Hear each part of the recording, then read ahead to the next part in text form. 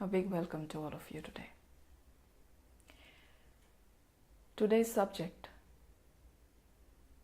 is stress. The most favorite word, or the most consumed word, the most spoken word in the modern history.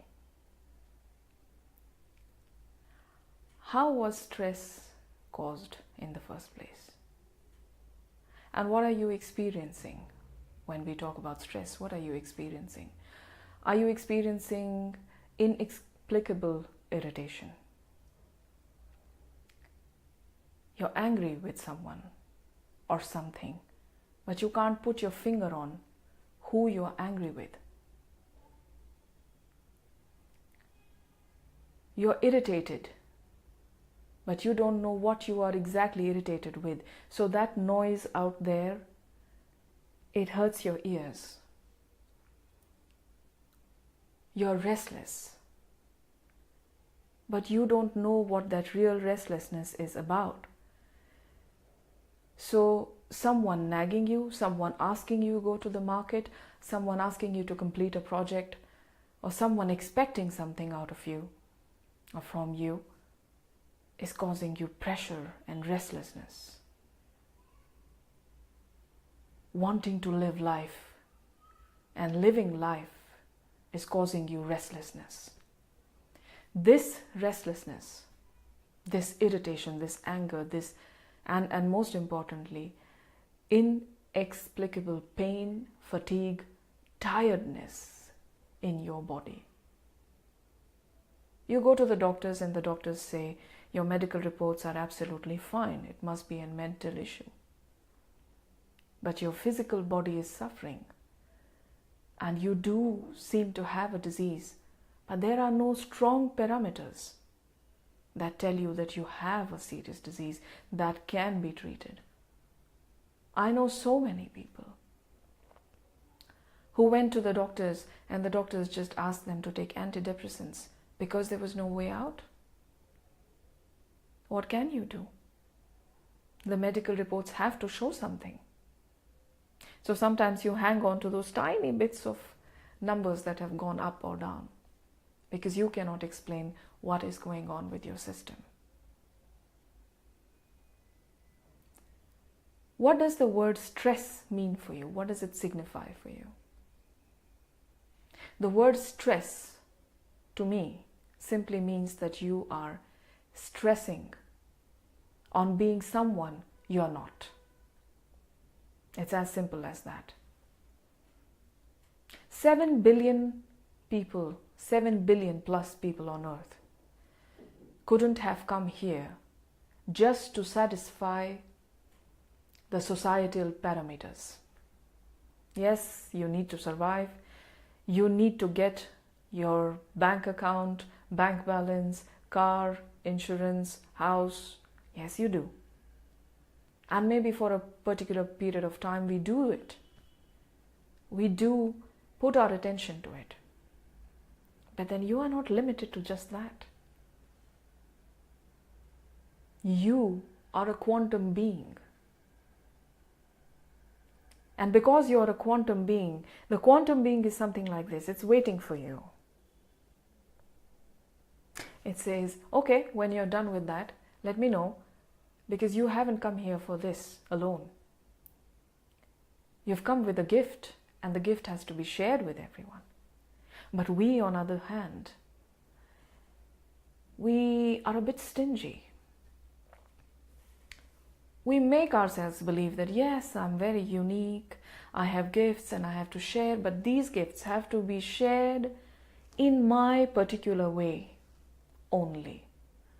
I have come to be specifically an engineer and I will learn to share a particular gift that seems to be lucrative. I am a healer, or I am an engineer, I am an architect, or I am a doctor, I am a lawyer, whatever. This engineering your gift has nothing to do with your quantum being and what your quantum being has come to celebrate and gift and contribute. So your quantum being is simply waiting waiting for you to wake up, get out of the sleepwalk, and begin walking your real path.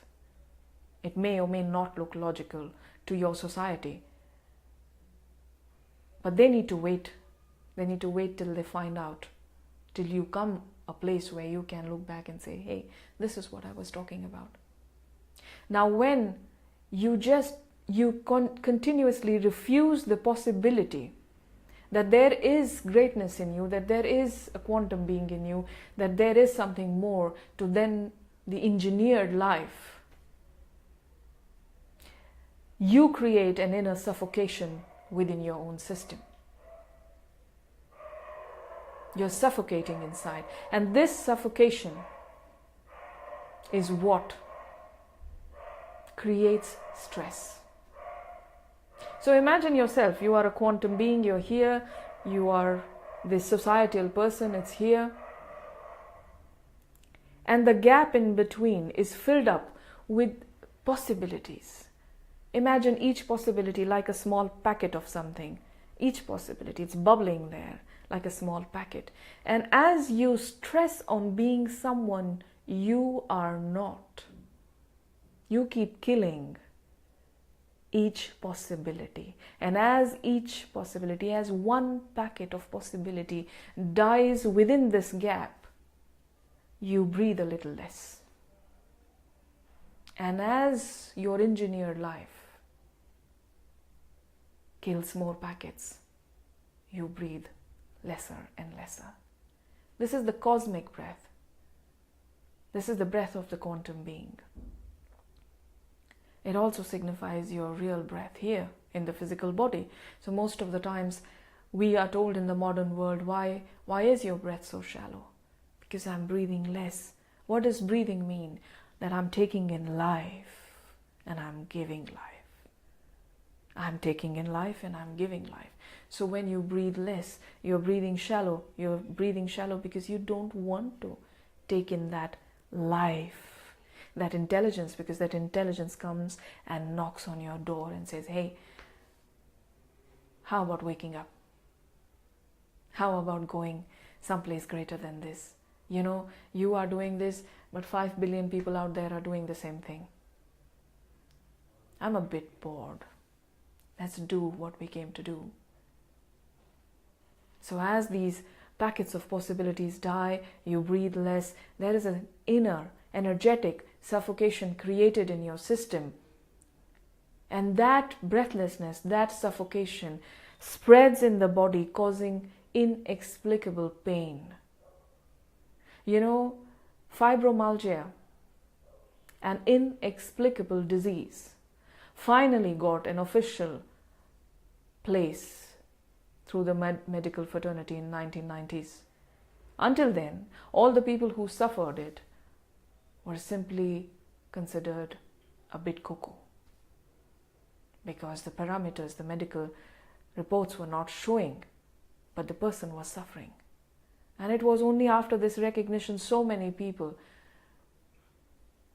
were acknowledged that there was something happening. And then after so many years, it was finally acknowledged that this was a stress-related disease. So lifestyle counseling was given, that you reduce your stress. But let me ask you something. When you reduce your stress, say for example, you leave your job or you take a vacation and you leave your family responsibilities, you go somewhere, or somebody takes over your family responsibilities, somebody gives you money, and you don't have to work anymore. You don't have to run errands and you don't have any emotional responsibility. In fact, you've just shifted to some beach and you can live there happily ever after. Do you think after 6 months of complete rest, your being won't say to you that let's do something now? Let's do something. You think you will just sit on the beach and enjoy yourself for 20 or 25 years without your being knocking on the door saying, now what? I don't think so. So you're not really looking for stress relief, although stress relief is very much needed for all of us. So I'm not denying that.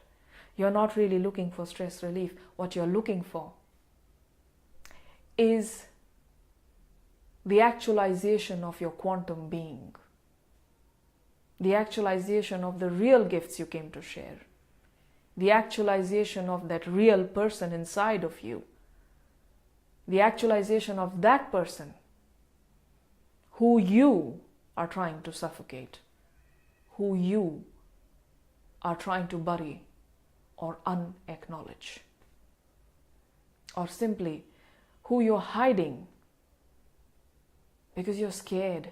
You're scared of its magnanimity. You're scared that it's so big it will take over all the engineering that you have done, carefully crafted and molded yourself to fit into this society and its parameters. You are scared. You're afraid that it'll take over. And then you will no longer be walking the path of the known. The path that is engineered, the path that is very clear. You see from here, I'm here, I reach there.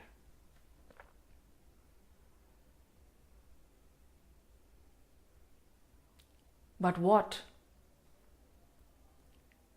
you will step into is the path of the unknown. And to ask me the truth, there is nothing unknown. You've just not awakened to it. That's it. But that's a different subject. We'll discuss it some other time. Right now, the point is, how much are you stressing on being the person you are not?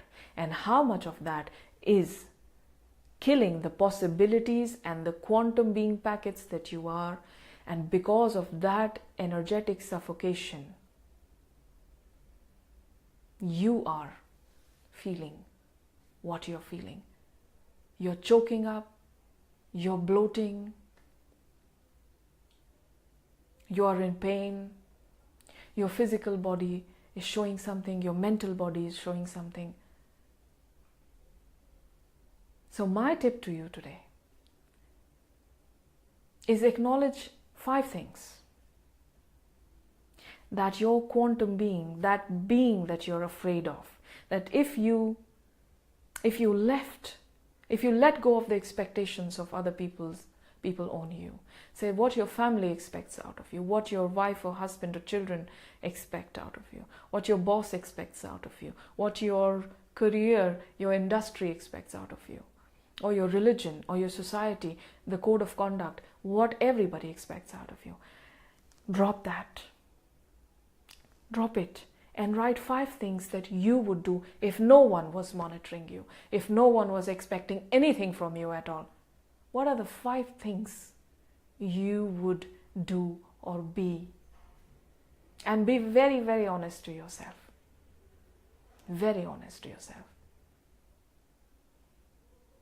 Don't be afraid of writing something. If you're a mother and you feel like writing, that I would love to have free days where I don't have to look after my children, that they are taken care of. Don't feel bad and guilty that you are a bad mother. Or where you are a husband and you're taking care of a whole family and you write that I would like to just not have to take care of anybody, that all of them are self-sustaining and I can do this or this and this. And don't when you're listing it, don't talk about relaxation things like, play golf and go listen to music. That may be something great for you. But we are trying to step outside the relaxation mode into the quantum being. So getting you out of what is expected from you into what you would like to do instead, from the space of your quantum being. So to step into being the quantum being, you need to first identify where you are compromising the quantum being, because of whom, because of what. And this is why this exercise helps, that you list down 5 expectations of other people, other things, other institutions on you. The moment you have taken it out, you will have the quantum being emerging and speaking to you. So stress, my dear friends, is not really lifestyle related. It is an inner suffocation. Your lifestyle is only adding to it. And the inner suffocation creates in you this need to break out, to get out there, and this is why we need numbing materials like a smoke, to drink till you pass out, drugs, sex, power,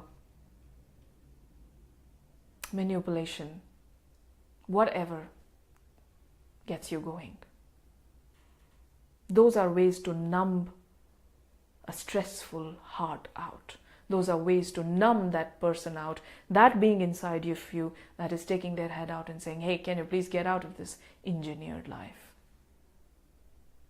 You may be surviving very well, but are you truly living? I close with this. Thank you very much for joining me, everyone. Let me know if this helped you in any way. Take care.